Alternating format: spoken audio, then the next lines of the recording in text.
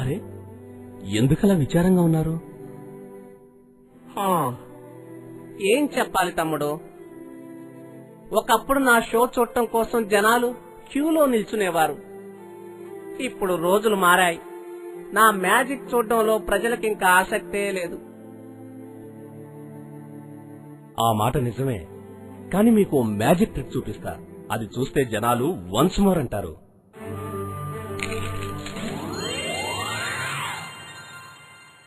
ఓ, గొప్పగా ఉంది.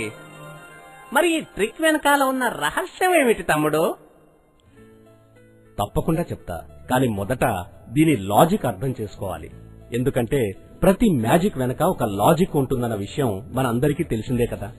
నేను చేసిందల్లా ఒక సమర్థవంతమైన వెల్త్ ప్లాన్ ని రూపొందించటం. అది నా డబ్బుని పెరిగేలా చేస్తుంది, తరువాత దాన్ని ఇన్సూరెన్స్ ద్వారా కాపాడుతుంది. అంచేత నా డబ్బు ఏ ఆటంకాలు లేకుండా పెరుగుతూనే ఉంటుంది. ఆ విధంగా మీకు అందేది ఒక ఇన్ష్యూర్డ్ వెల్త్ ప్లాన్. ఇదేమిటో వివరంగా చూద్దాం. వెల్త్ ఇన్సూరెన్స్ అనేది ఓ సాటిలేని కొత్త భావన. ఇది మీకు అందిస్తుంది ఇన్సూరెన్స్ గల ఒక వెల్త్ ప్లాన్. అంచేత మొదట మీరు ఒక వెల్త్ ప్లాన్ రూపొందించుకునే ముందు గుడ్లన్నీ ఒకే బుట్టలో పెట్టకుండా పెట్టుబడి పెట్టే వివిధ ప్రత్యామ్నాయాల నుంచి తగినవి ఎంచుకుని మీ పెట్టుబడుల్ని సరితూనికలో ఉంచుకోవచ్చు. ఆ విధంగా మార్కెట్ ఒడిదుడుకుల విషయంలో జాగ్రత్త పడవచ్చు.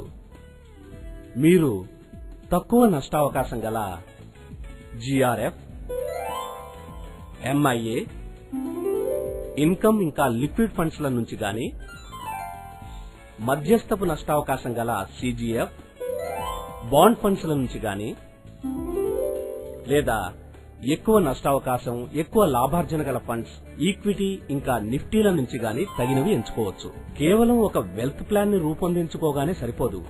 హఠాత్తుగా ఎదురయ్యే డబ్బు అవసరాల ఒత్తిడి వల్ల మీ వెల్త్ ప్లాన్ ని విరగ్గొట్టుకునే పరిస్థితి ఏర్పడకుండా దాన్ని కాపాడాలి. అంచేత ఈ వెల్త్ ప్లాన్ ని ఇన్ష్యూర్ చేయాలి. మీకు ఇన్సూరెన్స్ కల్పించే ఆప్షన్లు ఉన్నాయి. ఆసుపత్రిలో చేరటం, తీవ్రమైన జబ్బులు, ప్రమాదాలు, అంగవైకల్యం లాంటి ఏ దుస్థితి నుంచైనా మీకేదైనా జరిగితే అవి మీ ప్రీమియంను చెల్లించడంలో తోడ్పడేలా కూడా ఉండాలి. మీకు అవసరమైన ప్రయోజనాన్ని సమగ్రమైన పథకాల శ్రేణి నుంచి ఎంచుకోవచ్చు. వెల్త్ ఇన్సూరెన్స్ మీకు గొప్ప ట్యాక్స్ ప్రయోజనాన్ని కూడా కల్పిస్తుంది. అంటే సెక్షన్ 80C, సెక్షన్ 80D కింద పన్ను రాయితీ, పైగా సెక్షన్ 10, 10D కింద రిటర్న్స్ పై ట్యాక్స్ ఉండదు. థ్యాంక్ యూ తమ్ముడు, ఇప్పుడు నాకు అర్థమైంది వెల్త్ ఇన్సూరెన్స్ అనే మ్యాజిక్ వెనక ఉన్న లాజిక్.